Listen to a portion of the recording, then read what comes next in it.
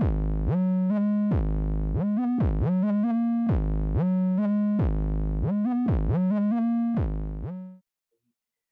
right. Another episode. Chainlink Sports Talk today. We have a very, very big guest. Local legend from where I'm around. Former first-round pick of the St. Louis Cardinals. 28th overall, 2013 MLB draft, Rob Kaminsky. This guy was picked ahead of big leaguers like Sean Manaea, Michael Lorenzen, Aaron Judge. So, very high-value prospect. Very valuable member of the Cardinals organization, and he's actually now back with the Cardinals after a few years with the Indians, and so he's back with the team that drafted him and back home in some ways. So, Rob, thanks for coming on. How you doing? Good, man. Thanks for having me. I appreciate it. No problem. So today's topic, what I'm trying to cover here is life as a minor leaguer and kind of climbing your way, from being drafted and working your way up to the majors. So let's get right into questions. So the first question I want to ask you is, walk me through your draft experience and the night you were drafted, and then what was the final decision when choosing between the Cardinals and North Carolina? Yeah, no. I see you did your research. Nice work, my friend.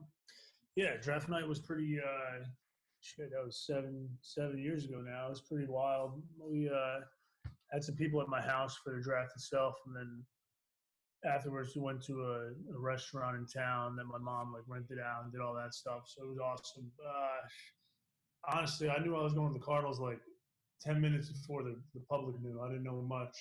Right. I got a text from my advisor at the time, my agent, and he said, my agent now, because they got all those weird rules about can't have an agent back then or whatever in high school.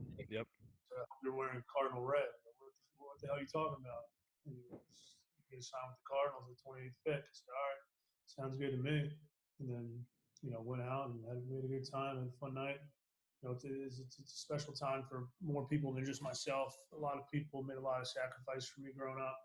My parents, my uncles, you name it, everybody, it was best for me. So I appreciate it. It was good to see everybody happy and help to make more memories like that. Right. So it was really your advisor who kind of pushed you in that direction of the Cardinals, right?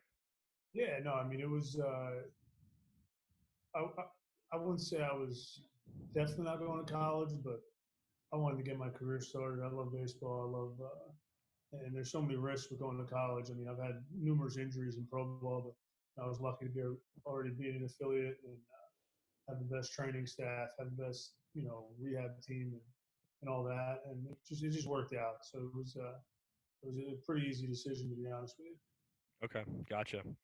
So when you were picked by the Cardinals, it's to my knowledge that you were excited that it was the Cardinals because of, their tradition, just as their team as a whole, from when they were founded, to the day you were drafted, and then also the way that they kind of develop young pitchers and just how they take care of the young guys in their organization. So when you were traded to the Indians, what was your mindset like? And then how was that adjustment period being traded for the first time and switching teams for the first time in your career?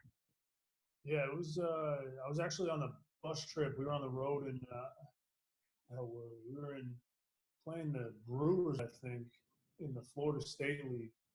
I was having a good year, getting to know everybody. I was always the younger guy. I was 20 at the time, and we're on a bus trip to a different spot on the road in Dunedin to play the Blue Jays Florida High A team. I get a call at 11:30 at night, midnight, from the St. Louis number. I'm like, I think it was the day of the deadline or the last day. I forget. Uh-huh. I think the trade I was involved in set the deadline. I don't know, but I get a call from the player development head and said, "Hey, you've been traded." I didn't know. I didn't know what trades were. I thought it was all big leaguers get traded, not minor leaguers, especially in high A, 2 years out of the draft. Yep. Hey, you've been traded to Cleveland. Thanks for everything. It's been awesome helping you develop, and best of luck in Cleveland. And little did I know, I'll be back there in 4 years, back with St. Louis. So it's funny how this game works out. It was. I was pissed at first, to be honest with you. I was getting comfortable there. I love the organization, good people, but let me tell you, Cleveland does things the right way too. So I'm very fortunate to be involved with St. Louis and then Cleveland, now back to St. Louis. So no complaints here. Yeah, absolutely. So yeah, and I haven't shared the same experiences that you have, but it seems that like a lot of guys, when they get drafted and then once they spend like a little bit of time with the team that picked them, it's naturally get comfortable. You're making friends with teammates, like you're getting used to the coaches there, and then all of a sudden, like the business side of baseball kicks in, and boom, you're traded. And the Cardinals got that guy Moss from the Indians at the time. I guess they needed like that big bat, and like you know that was where they Yeah, just had to make that funny move. you say that. Now that you talk about it, I remember, I think Holiday went down in left field. Like, he got hurt that night. So everyone was like, oh, someone's going to get dealt. Like, they need a left field. They're making a playoff run. Right. And then everyone thought it was going to be Reyes, Alex Reyes, my buddy. And then he was actually on the bus with us. And once we heard that, we're like, oh, shit, I guess we were wrong. I guess it's me being dealt. So the first kid I told was actually Voight. He was sitting right in front of me. Luke. Yeah, from the Yankees. Yeah, with the Yanks. He was sitting in front of me. And I'm like, I just got traded. He goes, get the hell out of here. Get the hell out of here. Yeah, unless Okay. it's a prank. But the player had said I got traded, and then the skipper came down the bus and said, "Yeah, you were traded. Pack your stuff up. Take a taxi to. I don't even know if there was Uber. Take a taxi to the airport tomorrow. Meet the Right. Indians high A team on the road." Like, dang. All All right. right. Okay, gotcha. So then you're with the Indians now for a couple years, and then last year, 2019, you got your first taste of big league camp for spring training. So, once again, just walk me through that experience, and then what, experienced veteran player or players were most helpful for you in those weeks you were there with them. Yeah, for sure. I think what was it? Yeah, 2018. I had a good. I tore my abdomen in spring training, or a little before spring training, early camp, and then ended up coming back in June. And like, I asked them to become a reliever just because I wanted to get out of rehab. Pro ball, if you're a starter, it's another 4 or 5 weeks of building up. So I said, listen, I haven't pitched in a year and a half. Like, just get me out of here. Send me wherever you want. Just let me come out of the bullpen so I can just get out of here and not have to build up in Arizona. I've been there for like a year and a half. I tore my elbow the year before, Okay. and then finally I go to Akron, which is Double A. Have a decent year, nothing special, and then get invited to the fall league. Have a good fall league, and find out that they were going to invite me to big league camp. And then I'm like, all right, just leave me as a reliever. And they were awesome with it, helping me adjust and stuff. And coming to big league camp, my arm didn't hurt. It was just like, it just wasn't ready. Like, I had no time off. I went from fall league, like 10 days off from throwing, and then, starting up again. So I was just, I had a Right. little dead on. I was awful. I pitched pretty shitty. Not to curse, my bad. No, you're I good. pitched pretty bad in camp in 2019. And then, yeah, and these guys were awesome. I mean, Bauer's awesome. I reached out to him today to help with some stuff. Lindor was, I mean, not that I had, like, wouldn't call these guys necessarily like buddies, but they treated me the same they treated everybody else. Kluber was awesome. Like, they don't treat anyone different there. Same thing with St. Louis. Just the Right. regular people.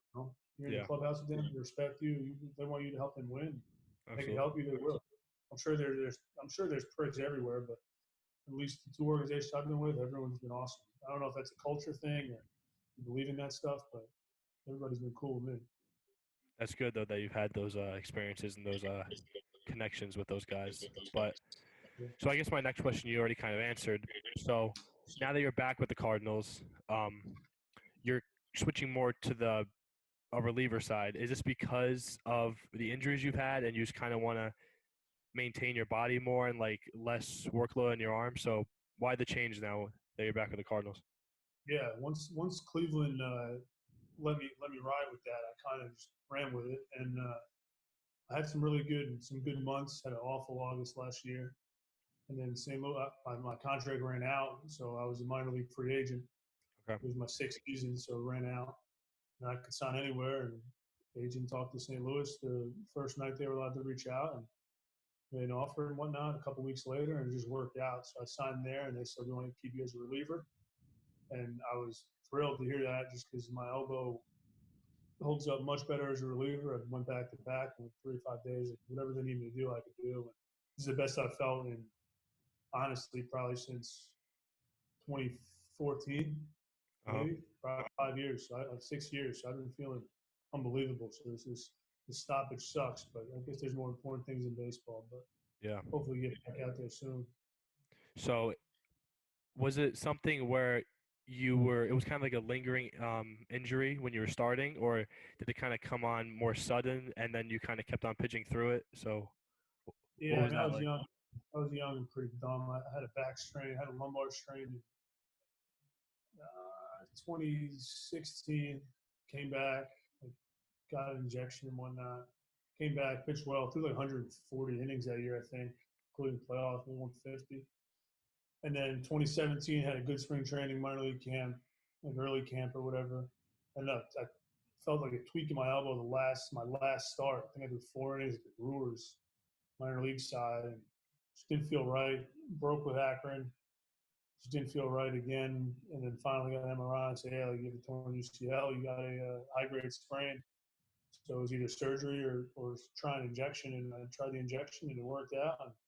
And I feel unbelievable now. I mean, I got the same injection in my ab the next year when I pulled my abdomen, and then I haven't, knock on wood, haven't had nothing since. I just feel Right. I don't know, man. I just feel ready to go and chomping at the bit. Yeah, I'm sure. I'm sure you are, just like everybody else. Um, Sure. so so last question. Kind of shifting gears a little bit here. There's a lot of talk, especially on like social media. I see it a lot where guys talk about minor league pay and like the lifestyle of a minor leaguer, and just kind of how Major League Baseball could somehow improve the situation in terms of the conditions or pay in general in the minors. So I want to know your opinions on that, and then if you think that any things should be changed in your years in the minors. Yeah, I mean, a lot of people are like, "Oh, it's the right of way, it's the rite of passage or whatnot." We did it back in my day, but it's like it shouldn't be like that. Yeah. I think MLB can end up doing the right thing. I think it's going to happen soon, and I don't know. There's like the saying in baseball is you don't like it, play better, Right. but you don't always control everything. You don't always have that control over situations. But yeah, I think the lower levels definitely need an upgrade. I think the pay needs to be changed. It's getting better a little bit over the years, but it's definitely got to be a larger change in pay scale. Uh huh. Um, I mean, I can go on a laundry list of stuff, but I don't want to. I don't want to get anybody upset. I think We're not here to get when you it in comes, trouble, Rob. So don't worry. I know. When it comes down to it, I think MLB will change the way minor leaguers are paid. I don't know if that means they cut minor league teams, which I'm seeing, Yeah. Well, so like but they are talking about that now, like especially with what's going on, with the whole pandemic stuff. So that's another factor playing into this. yeah. So I mean, this threw a curveball. I think a pay raise is coming this year, next year. I saw some teams are doing it already, but it's just there's so much money in baseball. There's no reason to just cut out the lower level. There's no reason to not pay, a Right. livable wage. I think Right. more progressive we become as a nation. I think it's coming to light. And, you got to take care of guys. You can't have six guys living in a two-bedroom apartment, Yeah. making butter and jelly sandwiches after driving through the night. It's just not. It's not right. Yeah. No offense, but it's just not right. And I think that's going to change. I think there's some good people in charge. So hopefully, most importantly, we get through this pandemic and people are, behaving and treating this as important as it is, and we get back to playing baseball, which we all want, obviously. Awesome. So that's all I got for you today, Rob. I appreciate your time coming on, answering some questions. Some good insight here. And yeah, just thanks for coming on. I appreciate it. No doubt, man. All right. Whenever you press cancel, let me know. Whenever you press stop recording, let me know. All right, going on right now. Signing off.